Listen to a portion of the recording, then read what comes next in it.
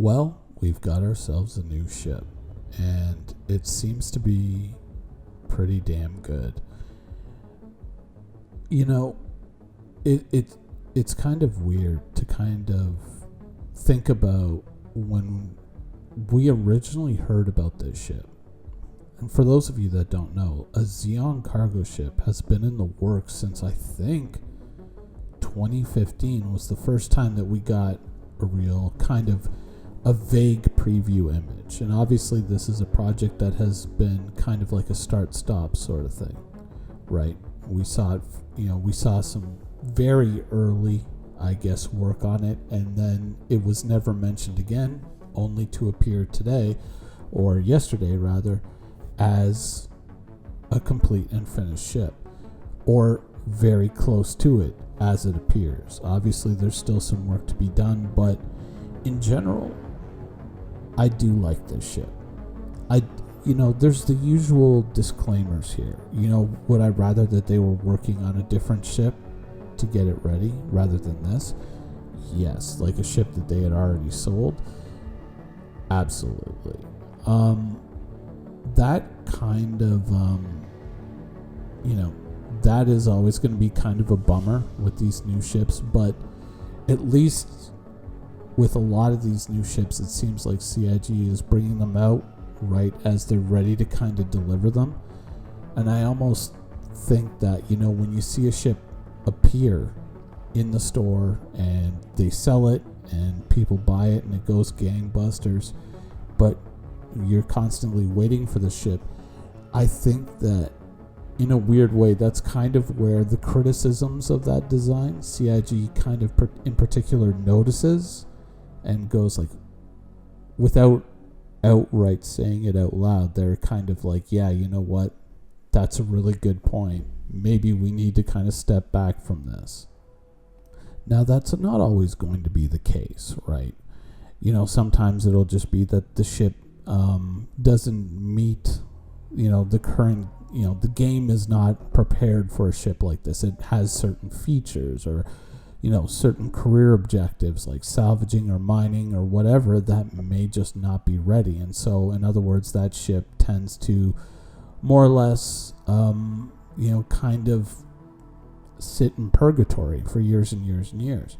Other ships, they unfortunately make it all the way to production and to the finished product, where there are some glaring issues with the ship that should have been noticed very early on that just weren't. And sometimes this is, I believe, it's largely the product of this kind of like this focus on visuals without really kind of thinking about, well, how is it actually going to work? Some ships luck out and both things mesh together beautifully and you get these beautiful designs, and that, or there's the other ones where it's kind of like visually you get a really good looking ship, but functionally you're kind of like, well, how is this going to work, And unfortunately, a lot of the earlier designs seem to have those problems, whereas, with this, obviously, they kind of worked a lot of this stuff out. Now, the cargo on the exterior of the ship, in this case, I think it makes sense because it better preserves the lines of the ship and giving it that alien look. I dig it.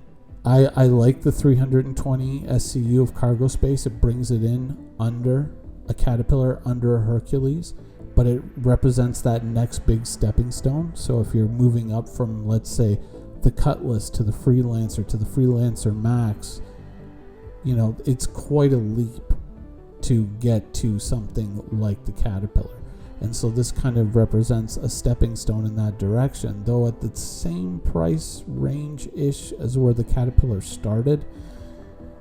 But I think that overall, it's good. It's solid. I like 90% of the design. There is one thing that I do kind of take issue with, but we're going to get to that in a moment because it's not really a deal breaker. It was just a bizarre choice that they had made. But one of the real standout things, one of the things that when I saw it, I just went, yes, perfect, good job. was the cockpit. Look at this. I mean, when you look at the two, the pilot, co-pilot / engineer seats up in the front, it accounts for up, down, left, and right visibility. It opens up space to you. This is the way most cockpits in Star Citizen, especially on a game that concentrates so heavily on 6 degrees of freedom, should look. They should be kind of variations on this theme, and then finding ways to express differences between manufacturers and races within this general idea. And this is excellent. When I saw this was just like, holy crap. It's the same thing, when the Mercury Star Runner, when we first saw the cockpit of that ship, and I was like, that is just brilliant. Absolutely brilliant. There's so many times with, so many of the more traditional vessels, when you actually kind of look at the cockpit, especially, the non-Drake stuff, there's a lot of dead space in those dashboards and all of that. That's just a lot of non-functional space, but there are some standout great cockpits. Certainly, the Constellation. Recently, we had some fun with the Constellation, and that's actually a pretty damn good cockpit.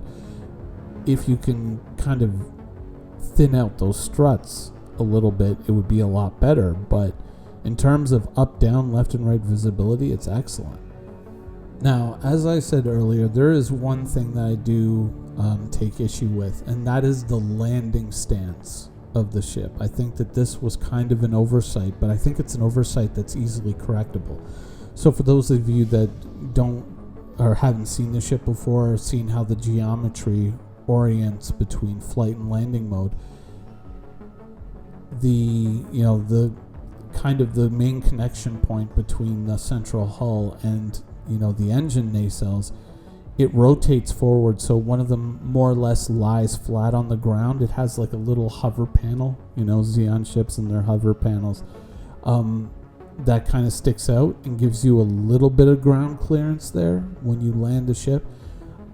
And then the two top nacelles kind of come forward and form this kind of forward-looking shield that I question if it doesn't obstruct the pilot's view at that critical moment of landing when you want to be able to see down, because it may look from certain images that these panels on the nacelles are see-through, but they're actually not. That's like, that's more along the lines of something like the Talon, whereas this doesn't really have that feature.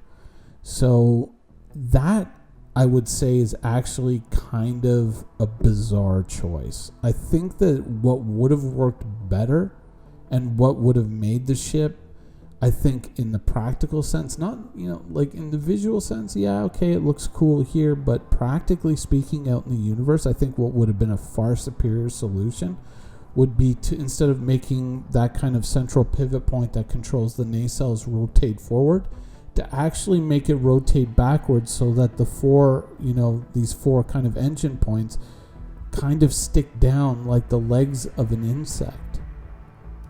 So you see here we got an image of an ant on the screen, and the way, it's got 6 legs, or is it? Yeah, I'm not sure if those are antennas. Sorry, this area is certainly not my forte. But you see the way the legs are kind of orientated. If you actually rolled the nacelles back and then used the ends of the nacelles as kind of like as the feet, more or less, you could actually account for a lot more uneven terrain, and you could make it a lot easier to kind of hold the ship level. Or, maybe there's a boulder, or there's some kind of refuse, a tree, or a metallic panel on the ground that you want, that in order to kind of park in this location, you have to kind of account for. And there's a lot of uneven terrain and boulders and rocks scattered throughout the Star Citizen universe. And I think that this kind of landing geometry would have kept the cockpit view open, because you would have pushed the legs out to the sides. It still would give you enough room to fit into your standard parking areas, and it would allow you to account for variation in the terrain that you're going to be landing on a lot better, Of course, with a cargo ship like this, you can make a very fair argument that you're going to be going from landing pad to landing pad, right? For the most part. But you may never know when you may want to land a ship like this on the surface of a planet. And so I think that the footprint and the way that it kind of works may prove to be a little less than ideal. Certainly, you know, the way you have that panel, that floating panel on the bottoms of the legs, if you have to, like, if it has to tilt forward, it could cause a lot of issues, I think. So I think that doing it in more of an insect fashion would probably be better for everybody. It would still entirely preserve the look of the ship in flight, and I think it would make it actually probably look a little bit cooler on the landing pad than the current kind of orientation, which is just, it's kind of a head scratcher, you know. And plus there's the possibility, not in fact, but the possibility that those forward legs, or the legs that are on the top, the nacelles rather, could actually obstruct the pilot's view at the moment when you're trying to land the ship. Something to think about. But that would be my only real quibble with the ship. And otherwise, I think it's an excellent design. It's a cool design. I like where it fits logistically, both weapon-wise and cargo capacity-wise. In that kind of band of ships in Star Citizen, it's a good bridging point between the big cargo ships and the little ones. Great job. And the fact that it kind of carries the cargo on the outside, at first I was kind of like, I kind of have reservations about that. But a lot of that may be born out of something like the Starfarer. And, maybe the Starfarer has left a little bit of a bad taste in my mouth for ships that have these external storage points. But apart from that, yeah, great looking ship, awesome design. There's some other stuff up there in the sale. The Prowler, of course, at one time the best fighter in Star Citizen. The Blade is up there too for $375. Is it $375 or $275 USD? Double check it before you hit buy. I'm not a big fighter guy. I'm given to understand that you may want to watch a few review videos of the Blade before you kind of take the plunge. But, if that's your thing. But overall, yeah, there's some cool stuff out there. Of course, the Xi'an space bikes are available as well, though the last time I used them, which was admittedly quite a while ago, they were deeply bugged. So something to look out for. But apart from that, yeah, some interesting things coming up in this kind of Alien anniversary sale. Anyways, I hope you guys enjoyed the show, and thanks for watching.